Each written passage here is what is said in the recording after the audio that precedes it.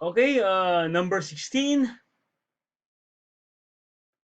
If during arraignment,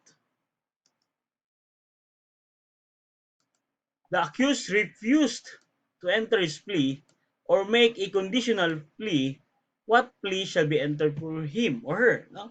So just in case the accused will not answer, because during arraignment you will be asked, no, what is your plea? Guilty or not guilty? Or guilty to lesser offense? No. If he refuses to plea or makes a conditional plea, like example, Your Honor, I would admit or I will confess my guilt, but I uh, I would only be liable for murder, homicide, no, not murder. That's conditional plea, okay? Or not murder, but that's guilt. That is guilt. No, no, plea to lesser offense. What if you don't know? But I will only be sentenced. But I would like to invoke, self defense. So what plea should be entered? Is it guilty?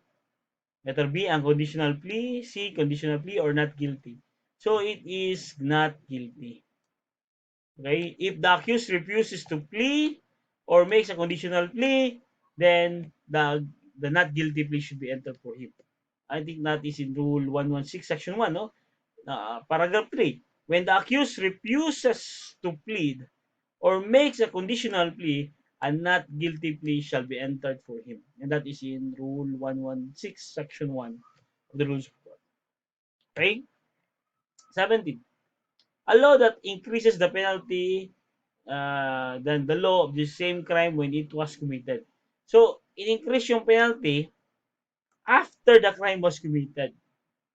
Anong tawag natin dyan? Is it A, mitigating circumstance, B, aggravating circumstance, C, ex post facto law, B, law of attainder. So, of course, pag in-increase yung penalty ng isang krimen, hindi mo pwedeng i-apply yan sa mga acts previously committed. It can only be applied after the enactment of the law. Only those acts which was committed after the enactment of law. Anong tawag natin dyan? That is what we call ex post facto law. I think we have discussed this one. No? Ex post facto law. The law will not give retroactive effect. That's ex post facto law. Eh. If you're going to give the law retroactive effect, okay, i-apply siya backward, hindi pwede yun. That's ex post facto. That's ex post facto law. So, or kasi, di ba, isa sa characteristics of criminal law is prospective, no? Prospective. Criminal law is prospective, not. Of course, there are exceptions. The exception is when it is favorable to accuse, who is not a habitual criminal, then you should apply the law retroactively. But there are two conditions. Is um, one is it is favorable to the accused. Number two, the accused is not habitually guilty of any crime. Ito yung ex post facto law makes an act punishable before the passage of law, innocent when done, no? Ang punishment sa act. So, when he committed the act, it is innocent pa siya kasi wala pang batas nun. Okay? Then, when the law was took effect, pwede ba siyang ipunish sa act he committed before the enactment of the law? No. That is ex post facto law. That is ex post facto law. Remember the principle, nolum crime nola poena sine lege. There is no crime when there is no law punishing it. And that principle is very clear, no? Kailangan nauna yung law bago mo masabi ng isang bagay, isang act ay krimen. Okay, so that is ex post facto. 18. Some Filipinos boarded a vessel bearing the flag of China. So the flag is China. Pero mga Pilipino yung sakay. While in Indonesian waters, so remember Indonesian waters sila. And took the personal belongings there from. These Filipinos were arrested in the Philippines. May the Philippine criminal law on piracy be applicable? Applicable ba yun? Remember, it is a Chinese vessel and it is committed in Indonesian water. He said, A, no, because the crime was committed in Indonesia. B, yes, since offenders are Filipino. C, yes, since piracy considers crimes against humanity. D, no, because piracy was committed against a Chinese vessel. So, Tingnan nyo dito kasi may foreign element. Number one, yung barko for Chinese registered. Number two, nangyari yung krimen sa Indonesian waters.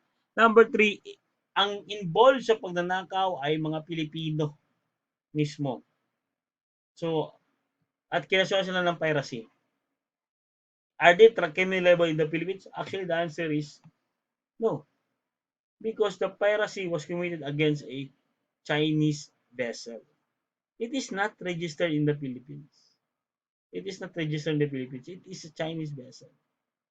Okay, so wala tayong pakalam doon. Indeed. Rebellion and coup d'etat when committed by military personnel with subjected to court-martial proceedings. What is the nature of court-martial proceedings? So, ang tanong dito, ang nature, so again rebellion sa coup d'etat is committed by a military personnel. Okay? And they are subjected to court-martial.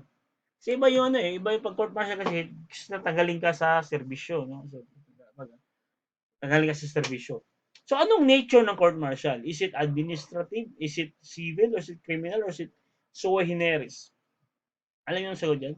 It's sui generis. Ano yung sabihin ng sui generis? Sui generis is Latin term which means of its own kind or genus. Something unique. So, court-martial is something unique. Something unique. Okay? A class of its own. A class of its own. Okay? So, hindi siya criminal, hindi siya civil, hindi siya administrative, but a class of its own. Okay? So, yan yung nature ng court-martial. Okay? We're talking about court-martial. It is sui generis. Ano pa mga sui generis? Disbarment. Disbarment case is a sui generis. Okay? Sui generis siya. I mean, say, unique yun. A class of its own. May sariling rules yun. Okay? Sui generis. So, military law is sui generis according in the case of Cali versus Callaway. Callaway, no? Applicable only to military personnel because the military constitutes an armed organization requiring system of discipline separate from the civilians. Okay, so again, military law is sui generis. Court-martial is also sui generis. Because that is something unique. Unique yun. Okay, 20. When a Filipino killed a Chinese on board a vessel bearing the flag of Mexico while the vessel is in Philippine waters, may the criminal law of the Philippines apply. Okay, remember, ang pumatay, Pilipino. Ang pinatay, Chinese.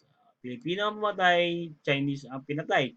On board a vessel bearing the flag of Mexico. So ano ang, saan nakarehistro ang barko? Sa flag ng Mexico.